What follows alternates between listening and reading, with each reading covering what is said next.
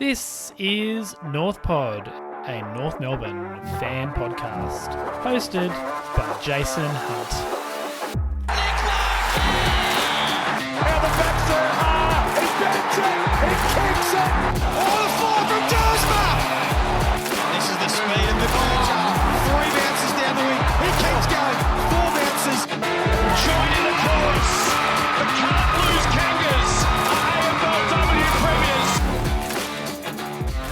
Hello, welcome back once again to North Pod. We come to you after yet another loss. As much as things change, they tend to stay the same. GWS up in Canberra, they had plenty to play for. It was always going to be a tough game, and it was a really tough game to watch. Definitely some highlights, definitely some positives to come out of it, but by and large, we didn't really go close to challenging them. And it was a pretty comfortable win by the Giants in the end. So some debuts to discuss. I definitely think some worrying trends continue. But the end of the season is within sight. And I guess, I'm sure that's probably how the players are feeling at this point as well. We've got 2 games to go now and we're nearly there. It's early August, which, is never a time that you want to be thinking about the end of your season. But that's where we've been for what feels like a lifetime. So anyway, here we are. Let's talk about the round 22 game against GWS.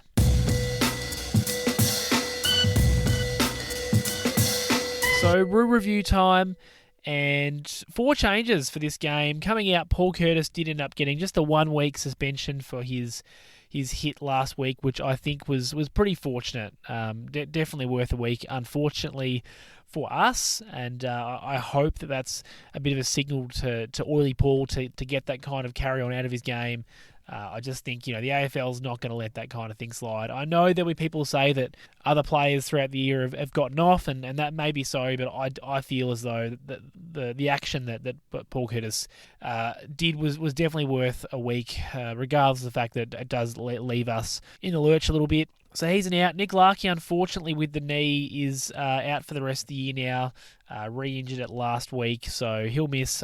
We say for the rest of the year. It means he's going to miss the next 3, or this game and 2 more. So, that's not to say that it's a major, significant injury, but more so that I think he'll need a few weeks, and it's not worth considering bringing him back in. Zachy Bench, unfortunately, hurt his ribs last week, so he was an out. And Robert Hansen Jr. was dropped, which is not a great sign for how he's travelling if Curtis and Bench are out of the side and he also comes out. Coming in, Tristan Sherry comes back from his suspension. Bailey Scott sneaks his way back into the side as the sub. And then the 2 debutants, Geordie Payne and Cooper Trembath, both of them playing in that forward line. Payne, it felt like had been coming for a while. But Cooper Trembath, came as a bit of a surprise to me. I thought that if we were going to see someone else in that forward half, it might be Matt Whitlock. But it proved to be a masterstroke, to be fair. Trembath had a fantastic game wearing number 47.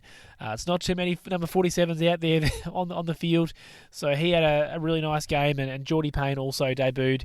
What it meant was that we went pretty tall. Obviously, with Sherry coming back in, I was expecting Teakle to come out, but he stayed on the side and played mostly forward, and then obviously pinch hit in the ruck when Sherry was having a rest. Essentially, we had 1 tall go out in Nick Larkin. We had Sherry and Trembath come in as tools to replace. So 2 out, 2 in, 1 out. This did allow Charlie Common to stay back and play back for the full game, with Darling, Trembath and Teakle being the tools up forward for most of the game. Yeah, I guess I'm very pleased to see experimentation at this point of the year. Payne, I think, was worthy of a call-up. He's been playing some good footy, and he's been in the system now for more than a year. Trembath is a little bit different, like I mentioned. He was one that I thought would be a bit of a long-term prospect, not someone that I was expecting to see this year at all. So a surprise for sure. I don't think that he'd been absolutely torching it in VFL at the VFL level, but obviously was doing the right things, and the coaching group wanted to see how it might translate. And with Nick Larkey out of the side, we're going to see some opportunities for some tools in these last couple of weeks of the season. So that's how he went in. The Giants, I think they were resting Jesse Hogan, so that speaks to how hard they were thinking this game might be. And early days, it looked like we were going to put up a bit of a fight. The Giants certainly kicked the first goal. Chom gave away a free kick for front on contact again. Not as egregious as some of his one from last week, but just a tough watch those free kicks for front on contact, because I just think players should have it figured out by now. Turn your body and run backwards. That allowed Jakey Stringer to kick the first goal for the Giants, and then we answered pretty quickly. I thought after a slow build-up, Jack Darling won a contest on the wing, and it goes forward from there. Georgie Wardlaw, a nice inboard kick, hits Cooper Harvey, and we kick a goal. And I think the first 10 minutes of the game we looked pretty competitive. We weren't able to get ourselves in front, but I thought we held steady and were pretty decent. It's just unfortunately as the quarter went on, the Giants were able to break the shackles and kick some goals.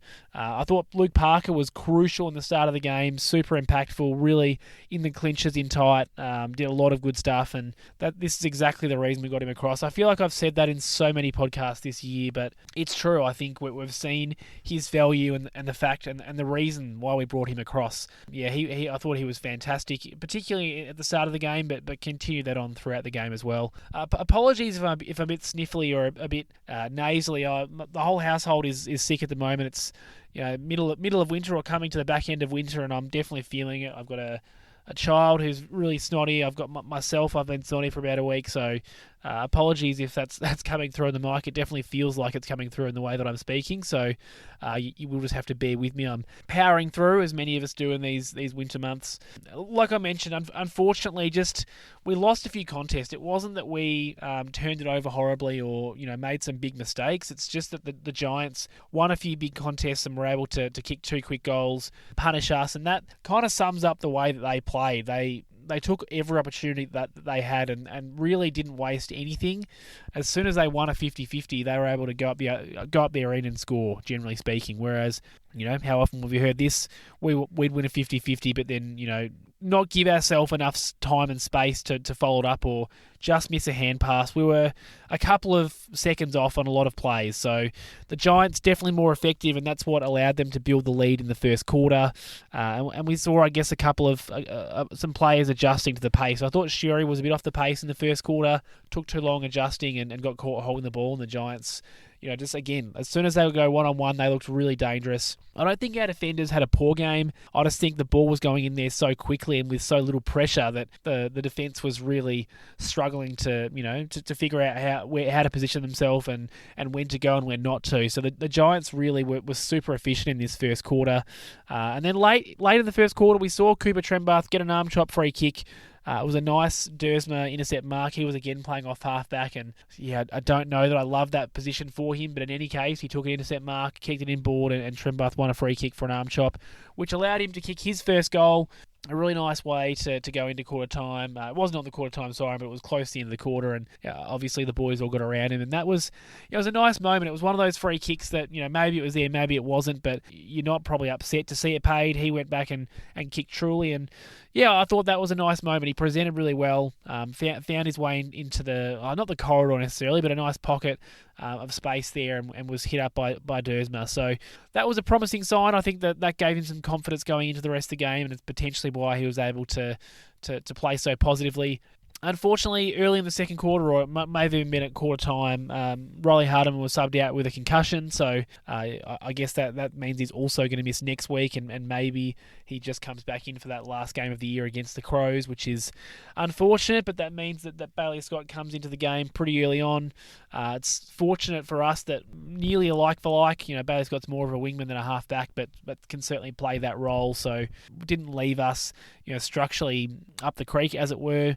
And we saw, I guess, in this quarter, the North Melbourne of old kind of start to seep in. Zerha, those names are a little bit similar in sounding. Zersma drops a very gettable marker, just slingshots up the other end. Dersma lets Jones walk past him, and the tsunami just takes off. That one's going to look ugly on tape because Dersma, my goodness, Zerha had the sit for the mark, should have taken the mark, and the fact that it then essentially just went uncontested end to end for the Giants is really tough, but speaks to the way that they play their footy. I know it's branded as the orange tsunami, but it really is. They just run in waves and they give each hand pass. They hit those targets as they're running down the field very reliably, which is just something that we're not able to do at the moment. And part of that is that we're a losing club. It's really hard to run confidently and to back your team into with your running when you know that invariably it's going to be turned over and you get proven correct time and time again. So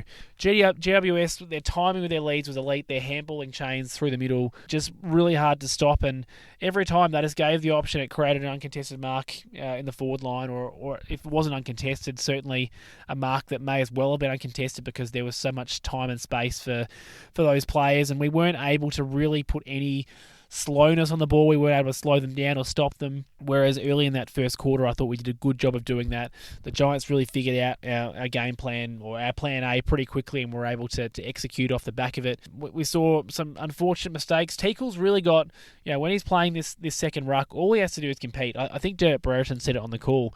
He's got to compete a couple of times, a couple of contests a quarter, and there were 2 boundary throw-ins in a row where he just didn't get there at all, didn't make a contest, and that really hurts because Sherry does such a good job of being physical and competing when he's on the field. He's having a short spell on the bench, and Teakle's not able to have any impact on the ruck contest that he's supposed to be contesting. So not a good game for Bryn. I'd be surprised personally if he plays next week, but again, maybe we want to stick with this 2 ruck setup and allow Jack Darling to play forward the entire time.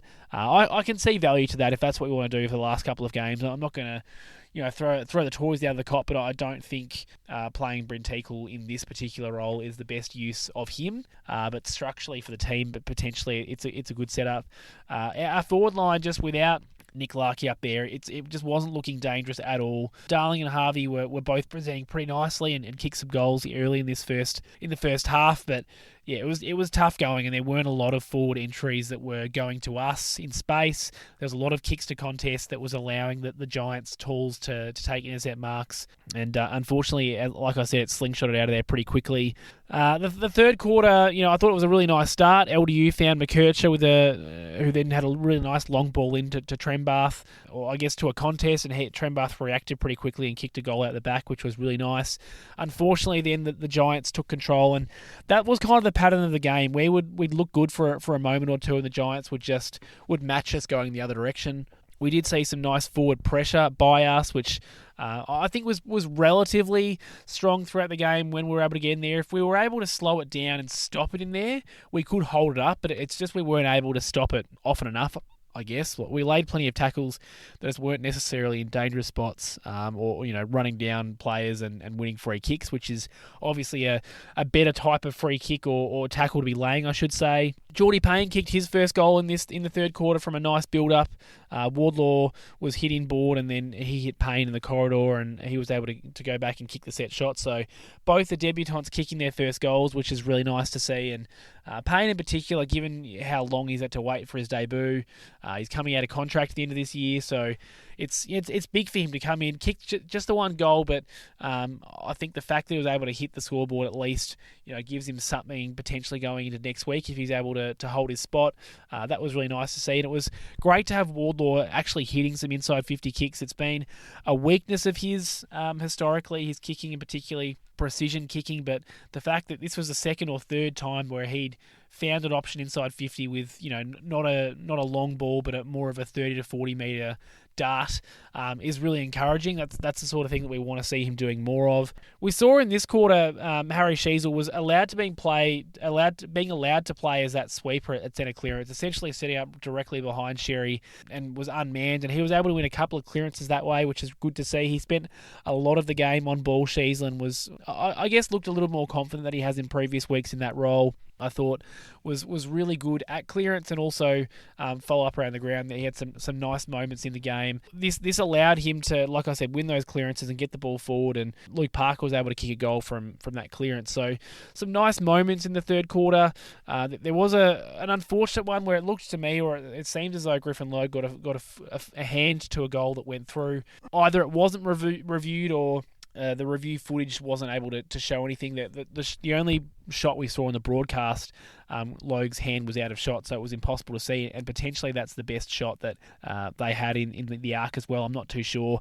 They say that everything gets reviewed, but I guess to us, the viewer, and visibly it didn't look like that one was reviewed, which is unfortunate, a bit of a morale dampener, I guess, given everything needs to go our way if we're going to compete. Trembath took a really nice contested mark late in the quarter, kicks goal number 3, which was fantastic for him. It was one where he was was trying to, I think it was their wingman, O'Halloran, was trying to shepherd him out of the contest, and he sort of just pushed him to the side and was able to get hands on it. Didn't allow the Giants' third man up to spoil. And yeah, like I said, like some really nice body work from my voice is breaking now, from Cooper, and kicks truly. That's another thing. Like Maley was able to take the grabs, but isn't always an accurate kicker. So Trembath coming in and kicking 3 goals, taking his chances is super important. We went in 46 points down at three-quarter time. Like the game's done at that point. In the last quarter, there wasn't a lot of, I guess, oomph in the game. You know, we were able to kick some scores, but the Giants then would reply. So it was a pretty back and forth last quarter. I thought we started well, but the whistle probably also didn't go our way early on in that last quarter. And you saw Sheasel getting a bit frustrated with that. I think that speaks to the fact that, you know, there probably was a few things missed or not going our way. But like I always say, I'll be worried about the whistle when we're actually a good team, and it's worth worrying about it. At this point, it's not changing outcomes of games for us. The umpires aren't going to be perfect, so I'm not here to complain about that at all. It was more just, you know, I do think there was a couple missed and things that didn't go our way, and that didn't hurt our momentum in the last quarter. We saw Cooper Harvey go back again. He's done that the last couple of weeks and played on Toby Green for the last quarter, and you know that's got to be some good learning for him. He did concede a mark or two or give away a free kick, but I thought, you know, it's definitely worth the investment for him. McKercher was able to kick what's becoming one of his trademark goals on the run from around 50, I think it was just inside 50, which was a nice moment for him. And I thought in general, you know, we didn't give up. We were tired. We weren't able to stick as many tackles in the last quarter, but we didn't give in. We played the game out, which is more than we could say for some other games this year. All up, I think it was a pretty good effort. We've got a lot of important players out, and also, you know, we're coming to the end of a season that's been pretty draining and pretty disappointing, generally speaking. So I think you can understand the players' energy dropping as the game goes on. It's going to be another loss. You know, there's nothing for us to play for, whereas the Giants certainly need to win, and we're looking for a bit of a percentage boost as well, just to help them in that tussle for the top 4. So final score, I don't think I did it off the top, but the final score, the Giants 20-13, 133, so pretty accurate kicking there, and North Melbourne 12-7, 79. So 54-point losers. It probably felt about that, you know what I mean? Like sometimes you watch it and you feel like it could have been a bit closer or it should have been a bit further away. This one felt a bit about like a 50-point loss. It wasn't an absolute trouncing, but it was a very comfortable win, and you know, a couple of goals more for the Giants, and it would have been a trouncing. So never really in the contest, but also didn't give up. And I think the fact that we're able to kick 12 goals in a game like this, where we were pretty thoroughly beaten, is a plus, and particularly given the inexperience in that front half, I think it was nice to see Trembath and Geordie Payne hitting the scoreboard. So unfortunately, 54-point losers, not the way that we wanted to have our time spent up in Canberra, but certainly not surprising. And I guess we look ahead to the last 2 games of the year.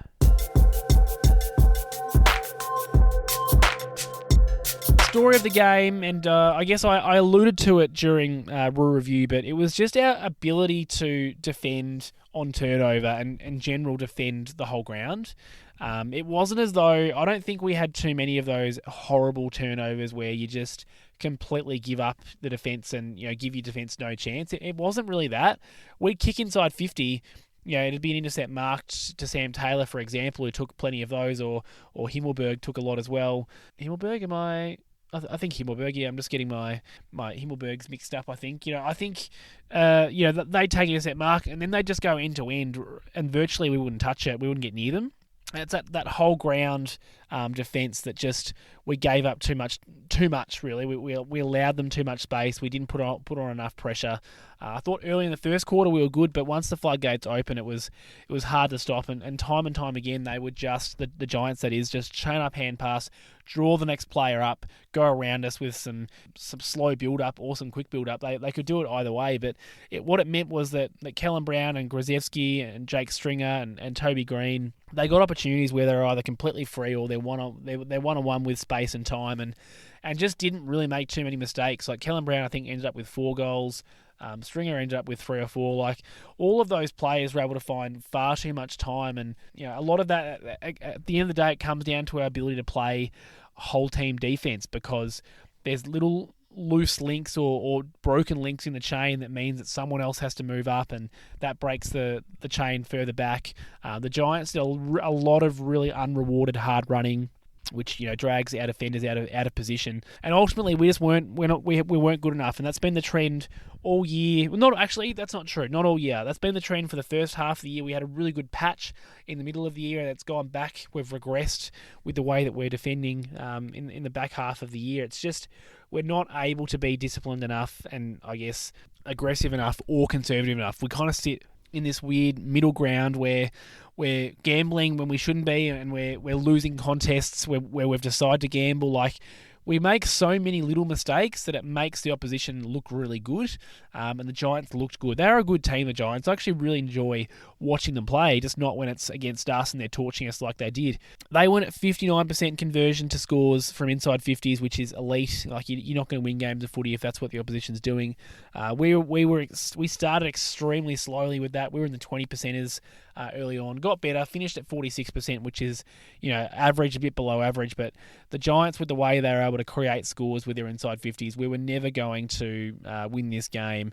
And I guess, like I said, it's just a structural thing at the moment. We're not able to defend whole ground, and I think that's probably the worry for a lot of people, myself included. Like, Clarko's about to come to the end of his third season. I know you can talk about what that first season looked like, but the fact that he hasn't been able to instill enough of a defensive game plan that we can actually deliver and execute in his 3 years is starting to concern me a little bit.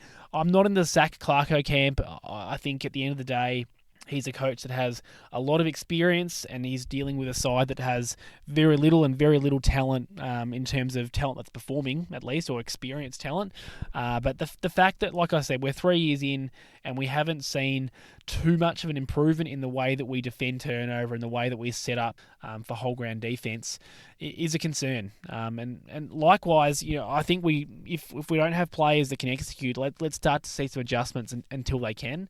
I just don't think we can continue to be asking players to try to execute this game plan that obviously they're not able to. Like, that's the cold hard facts of it. We're also just seeing too many mistakes in that setup. Like I mentioned, Zane Dersma, Darcy Jones takes a marker and essentially just walks past Dersma, and he exits D50 too easily. We didn't stick tackles, but that moment was a perfect example of we had to hold him up there so that he can't go fast, so that the other GWS players that have got on their bike also they're out of position, and all of a sudden that's when they have to go long to a contest. But the Giants very rarely had to go long to a contest throughout the entire game. They generally were able to find their outside runners.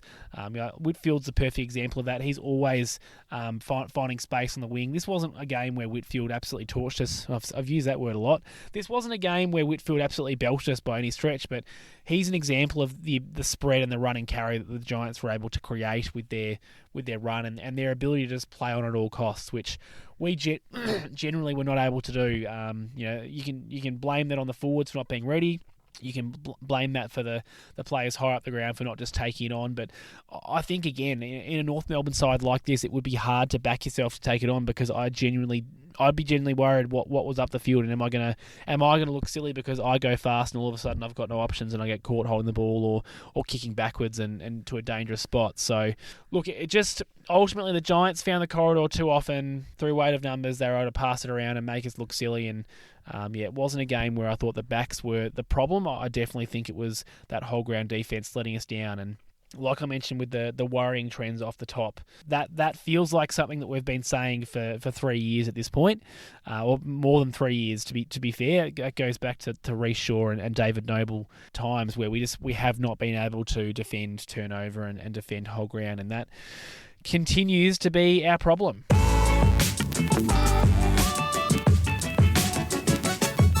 Shinboner of the week time, and it's hard to go past Cooper Trembath, so I won't. I'll stop at him.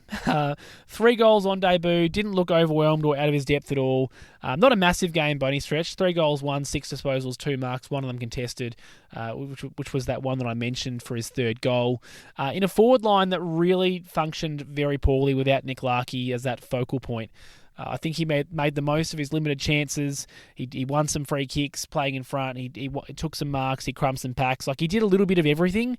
And for a player like him, I think that's what it's going to be about. He's not, a 200 centimetre beast. He's also not a super quick elite ground level player. He's this in between, a smaller key position player, if you like. Would be a great third tall, and I think a good player comparison for him is Jack Gunston. He's going to have, if Trembath is going to stick around long term, he's going to have to mould or model his game on someone like Gunston.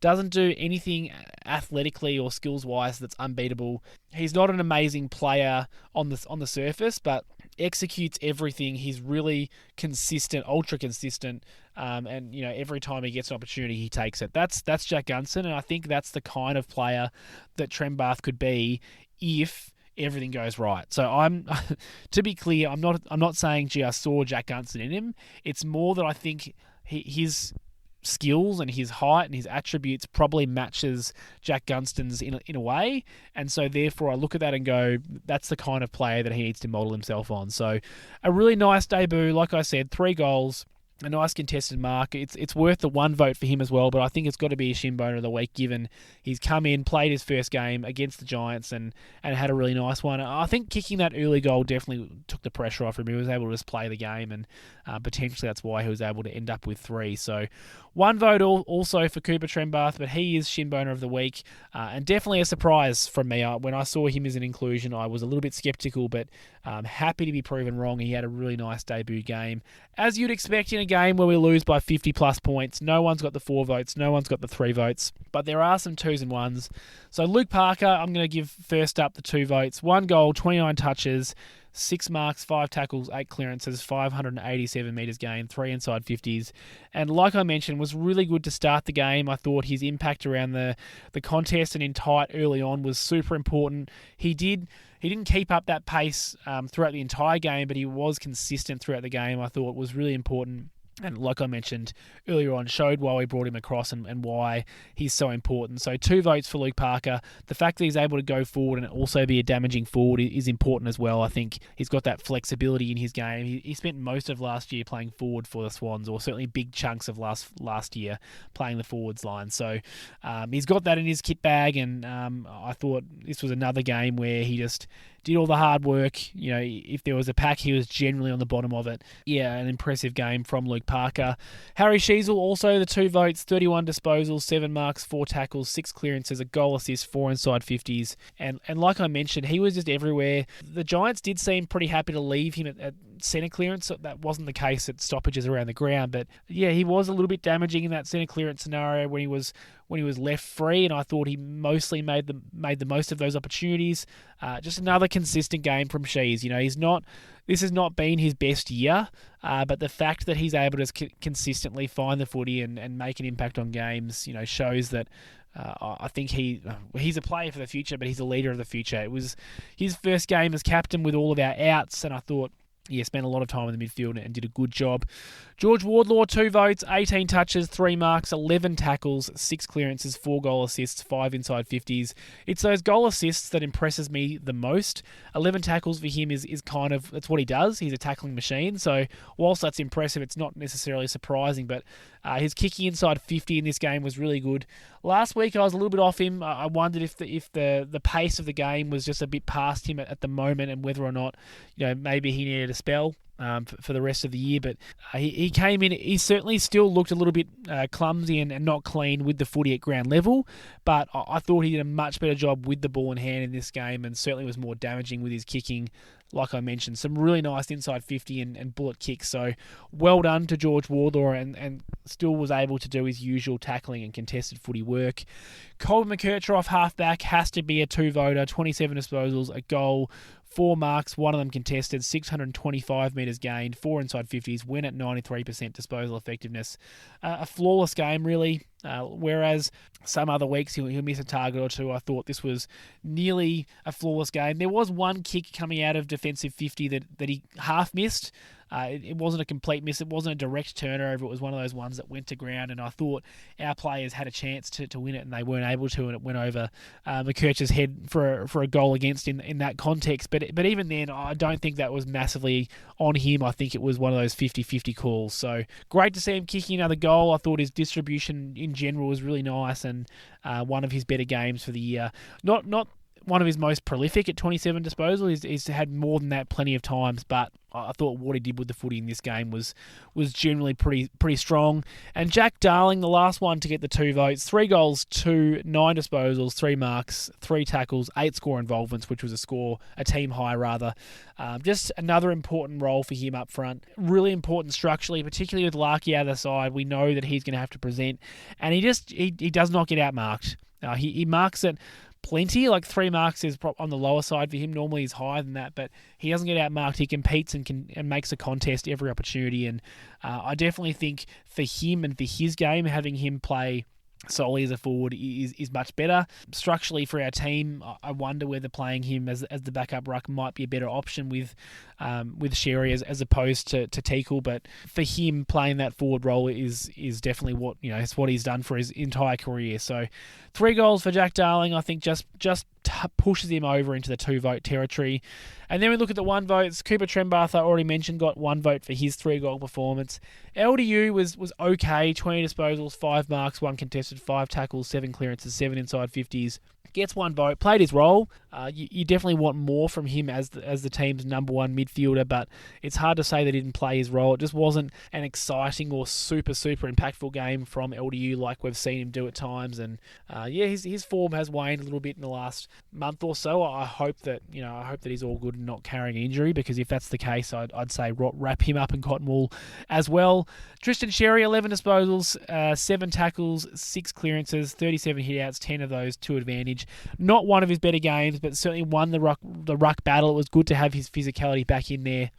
Worth a vote. I thought played his role, but not a game that is going to be on his highlight package, I would think. And I think spent some time, finding the pace of the game for sure. He was caught a couple of times and a bit slow getting rid of it a couple of times. So I think he'll be better for the run, and we'll need him next week against the Tigs. Finn O'Sullivan, really liked his game off halfback. 15 touches, 6 marks, 2 tackles, 4 inside 50s. You always know every one of his disposals makes an impact. Like he's one of those ones that you look at the stats sheet afterwards, you go, I can't believe he only had 15 touches. It seemed like he had it more. Really composed in space. I really like the way that he moves his hips and finds time and space where there isn't much. I was impressed with his game off halfback and some time on the wing as well. And then Charlie Comben, the last 1 voter, 14 touches, 10 marks, 7 intercepts, playing back in defence, playing the role that he's more comfortable in, and I think it's fair to say he played his role. Down back, certainly not the perfect game. Like I mentioned, he gave away that free kick early and was not able to get to every contest, but I think of the defensive defenders, he was our best and played his role in the side. So the standings, Sheasel's now out to a 4-vote lead with only 2 games remaining. It's going to be very tough to catch him now. Sheasel 25, Sherry 21, Luke Parker into an outright third given his form in the second half of the year. He's on 20, LDU 19, McKercher 18 is finishing really strongly, and then it drops off to Curtis Powell, Zerha 14, Larky 13, Simpkin 12, McDonald 11, and Pink and Stevens 10 votes. So, like I mentioned, I think it's going to be pretty tough to catch Shees now with only 2 games left, but I really am happy with this voting system in terms of giving other players some opportunities for votes. It's much closer or much more of an even spread than it was last year when I had a different voting system. So happy with this. Sheasel, I do think, has been our most consistent player for the year, even if it hasn't been consistently amazing. It's probably been consistently good, and that's why he finds himself at the top of the podium at the moment with only 2 games left for the year.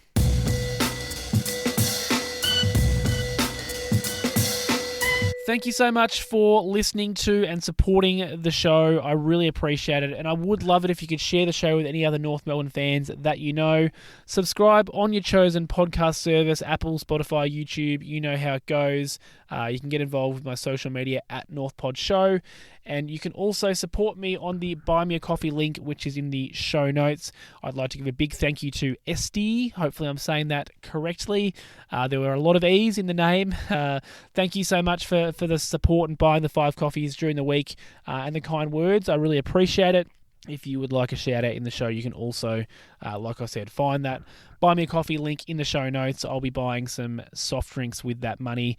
Thank you. Thanks everyone for your support across the season. We're nearly at the end of the AFL season, and I couldn't do it without your support. So thank you so much.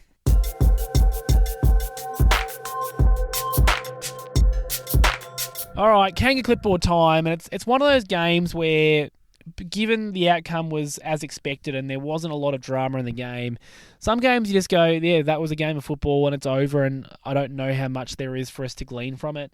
I've definitely pulled a few things, but even as I say them, I'm not convinced that they're earth-shattering and massive moments in terms of our development moving forward.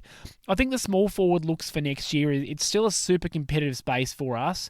I just wish that it wasn't. I wish that we had some standouts, if that makes sense, because I just don't know that we do have some standouts. Like Paul Curtis, wasn't playing in this game due to suspension. If you want to call him a small forward, sure, he is our standout small forward. But after that, it's hard to see where the standout small forward is. And, you don't have to have a star in this position, but you've got to have players that you can rely on to do some specific jobs.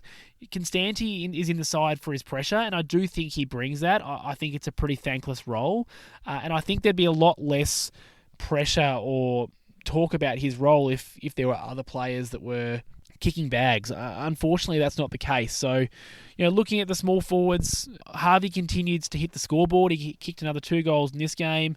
We're playing him back in defence late in games, which says to me that we're wanting to develop him, and potentially that means that we're looking at giving him a role next year as well. Currently not contracted, so currently he's going to have to wait and see. But I think the fact that he's in the side right now and we're trying a few things says that we're at least toying with the idea of giving him a contract, and he hasn't done his chances any damage in the last month or so. I think he's been pretty good with his goal kicking. Obviously missed that game with illness, but besides that, he's been pretty good. Geordie Payne looked okay for his first game. Kicked a goal, had 6 touches. I think he'll be better for the run. We'll learn a bit more from him if he's able to play in the next couple of weeks. Robert Hansen Jr. being dropped when Banch and Curtis come out doesn't say great things for him. I'm fairly sure he's still contracted for next year, but if he can't find a spot on the side this week, it does worry me for his prospects. I know that potentially he could also play on a wing. Given another player I'm about to talk about is out of form, there's probably a role there maybe. But again, is that a role that you want to see more of Finn O'Sullivan in and more of McKercher next year playing higher up the ground? They're definitely going to be getting games ahead of Hansen Jr. So this is where I say there is competition for spots in this small forward line, but the competition is still pretty low-hanging fruit. It's not exactly busting down the door at this stage, so still a bit to be worked out there with 2 games left. There's still some stuff to play for in terms of a contract for next year. Banch, I don't think has a contract at the moment as a mid-season recruit, and Cooper Harvey and Geordie Payne definitely do not. So it's hard to see all 3 of those on the list next year. It may be that only one of them is on the list next year, to be fair, because when you've got Robert Hansen Jr., you've got Zane Dersma, who's supposed to be a small forward. He is contracted for next year, and he's playing off half-back. There's a lot of interesting things going on at the club at the moment, and it's going to be interesting to see how quickly some of those decisions are made as the off-season begins. I think having Tristan Xerri back was really important for us. Even though he was below his best, he makes a massive difference at clearance. We still lost the clearance battle by 7 despite his hit-out dominance, but his ability to just outbody and just take the footy out of the ruck at times and give us first use is irreplaceable. It's an obvious one, but I think when you've missed it for 3 weeks and you get it back again, you can sometimes appreciate it more, even though, like I said, it wasn't his best game. The Giants opted to leave Shees free behind the hit-out space at times, and we punished them several times as a result of Sherry's dominance in the ruck. That's the gamble I guess you take sometimes in the centre clearances, because ultimately the Giants were able to win more clearances than us, but I think Shees was able to get some clean footy probably a couple more times than they would have liked. Hopefully Sherry's ready for a big 2 weeks in the ruck now, back and he'll have Nankervis next week. I don't believe Nankervis is injured, so I think he'll have Nankervis next week, and then he goes into the Crows, who have got big Riley O'Brien and Thilthorpe in there. They've got some big bodies, so hopefully Sherry's found his feet in this game and he's able to run out the last two games with some force, take some marks, but yeah, do what he does best, which is compete really strongly in the ruck, tackle hard, win clearances, and every now and then take a mark around the ground. So great to have Tristan Sherry back. Like I said, you don't realise exactly what you're missing until it's gone, and we definitely missed having a competent and capable ruckman the last few weeks. The tackling, it was there today. It's just that we weren't able to impact with those tackles as much as we might like. It was all square, 68 tackles apiece, which is above our average for the year. So we were tackling. It's just that it was the execution that wasn't quite there. The Giants were able to exit congestion far too easily and find their runners far too easily. And I guess this is where I want to say it's not an effort thing. Like, the effort was definitely there for us, but we weren't able to stick enough tackles late in the game. And like I said, it's where and when those tackles are happening. If it's congested already and you're just getting a repeat stoppage, it's not always a tackle that really means much. It's those tackles where you get a run down chase from behind, or you lock the ball deep inside 50. Those tackles actually do mean something, and we probably just didn't have enough of those on our count. That being said, like, the Giants didn't have a massive game in that way either. I think it was, obviously it was a pretty even count. We had 16 tackles inside 50 again, which is above our average, and I think we were able to lock it in. Again, we didn't lock it in. We were able to get some repeat stoppages in there. It didn't create enough scoring opportunities for us across the entirety of the game, I guess. And that's the things that our small forwards have to bring. Our small forwards have to create goal-scoring opportunities. Like I mentioned, Wardlaw had 11 tackles, so he's doing his job in the midfield. You're not going to get that from everyone every week, but that's the kind of effort and endeavour that you want to see. And it's good to have George Wardlaw back and playing some George Wardlaw style footy, because that's what we need from him. Go figure. But it's what this team needs is players like him with that absolute unconditional commitment to tackling and to the contest. And I think our effort was there today, but it was definitely a case of not being quite physically up to it, whether that be that we're tired because at the end of the year, whether it be that we can't quite apply ourselves 100% because we've slightly checked out. I think whilst us as supporters don't want to feel that way, I can't help but think that the players would be feeling like the end is nearly there, and how hard do I need to work? Unless I'm one of those players that is playing for my spot for next year, which I mentioned a few of those just before. And then the last thing, like I mentioned, not a heap to draw out of this game. The drop-off of Bailey Scott really is quite remarkable. If this was an internet meme, I'd be saying it needs to be studied. But he played 3 quarters, like I said, came on as sub, only had the 6 touches, and just didn't really do any damage at all. Perhaps with the likes of Sheasel, McKercher and Fido Sullivan and Caleb Daniel doing all that distribution off half-back over the last year or two, there's less for him to do in that area. But by golly, I just don't know. He just looks lost out there. He does not look. He looks like a shell of the player that he has been, and like we all know, had back-to-back podium finishes in the best and fairest. Last year, it dropped off, and he was not consistent throughout last year. And then this year, he struggled to get a game. Dylan Stephens is definitely ahead of him for a wing spot. Didn't think I'd be saying that in March of this year. I thought for sure Bailey Scott was going to be a consistent performer, if not someone that's in the top handful of players at the club. But yeah, he's just nowhere near it at the moment. It's hard to see where he fits into the side next year on current form, and his currency is bottomed out. Like, it's worst case scenario stuff, because good luck getting anything for him in a trade. Fringe players in poor sides are literally worth a packet of chips. So I know there'll be some people thinking to themselves, oh, maybe we can get a draft pick or two for him. Like, we'd be lucky to get anything back for him at the moment, given the form that he's in. Maybe there's a side that wants to take a punt on him, and they might give up a 4th round pick. Like, it's going to be virtually nothing for him, because his form this year has been so awful. So it's worst case scenario for us. I don't know. Right off the top of my head, I don't know if he has a contract for next year, but if he doesn't, I think he's in real trouble, because at the moment it just looks like we've gone past him. The game's gone past him. He just does not look like an AFL footballer at the moment, which is a shame, because it's certainly playing 2022 and 2023, he looked like a really capable and confident player, and that just, it's gone at the moment. So I'd be surprised if he's back in the side next week, if we are getting, say, Jai Simpkin back, for example. And even if Paul Curtis coming back is another spot that is not going to be there, I think I'd be surprised if we see him. Maybe Riley Hardiman being out with a concussion means he gets one more week. That's possible, because I don't know that we have a lot of half-backers playing in the VFL to bring in. I'll talk about that in a minute. But yeah, it's just been a shocking drop-off, unfortunately, for Bailey Scott, and disappointing. It's not, you want those players that you've put some time and development into to continue to reap the rewards of that, but it's just not been the case these last 2 years.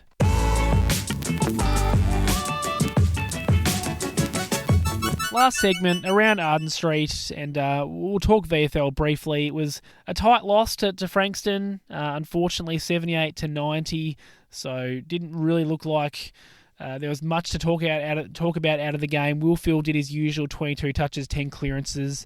He's another one that you'd be surprised at this point if he gets a contract for next year, and similarly just has just no currency, unfortunately, as a result. His form probably has been a little bit better than Bailey Scott's, but his historical form, in terms of the peak of what he's been able to output at AFL level, is certainly below that of Bailey Scott. So I think they'd have a similar value in that it's essentially 0, but he's toiling away again. He's got one more week in the VFL next week if he's not recalled.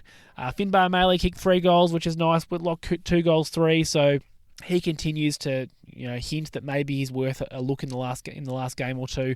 I'd love to see it, but it looks as though it'll be Trembath or Maley for the last couple of games, you would think. Trembath you could not drop for next week on the back of that form. So I don't think we'll be seeing Whitlock next week. Maybe it's a round 24 job, but again, do you want to debut or not debut? Do you want him to play game 2 against who will probably be the ladder leaders in the last round of the year? I wouldn't think so. But anyway, that's what's happening at VFL level, and then I guess, like I mentioned, Nick Larkey out for the rest of the year. So, we're running low on leadership options with Larkey and Simpkin and Elmac out. I'm not sure what the timeline is on Jai Simpkin, if he might be back, obviously, as our captain, but that's why Harry Sheasel had to step up and be captain in this game. In terms of looking ahead to next week, it is Sunday again, Sunday, August 17, against the Tigers for our last home game down in Hobart. It's a 1:10 game down in Ninja Stadium, as it's called this year. And it's an interesting game, but for a couple of reasons. I mean, it's 17th versus 16th, so at least you're thinking and hoping it's going to be a competitive game. And I mean, looking at it from North Melbourne's perspective, it's a must-win for morale. But in terms of what it actually means, it doesn't really mean a whole lot, because the Tigs get our draft pick either way, so we're swapping places with them on the ladder, but it doesn't mean anything for our first round draft pick. Looking to the second, third, fourth rounds of the draft, like that one position really doesn't mean much at all. It certainly means a bit higher up, but again, we don't have that draft pick. So it's a big game for us because we need to seem as though we're on the way up, and we need to bloody get out of the bottom 2, ultimately. Like, it's a sad state of affairs, but that's the reality. Getting out of the bottom 2 for the first time in five years would be an amazing... amazing is the wrong word, would be a relief. I was going to say a significant relief. It would be, the smallest of steps that you can take, but I think an important one. So, if we're going to do that, we have to beat Richmond. Down in Hobart, I think, gives us a chance, but the lack of Larkey really doesn't fill me with confidence. He is such an important focal point for us down there in that forward line, and going in without him does give me some cause for concern, but like I said, we've got to get up for this game. I fully anticipate that game against the Crows in the last round, will be a deflating way to end the year. I think we're going to get belted that game, despite it being in Melbourne. But this game, we've got to get up for. Clarko's got to find a way to rev us up, because, like I said, we've got to get out of the bottom 2. We've got to establish ourselves as at least climbing in the win tally. We've got to get to 5.5 wins, which would be the most we've had in a long time. It's not a lot. It's nothing.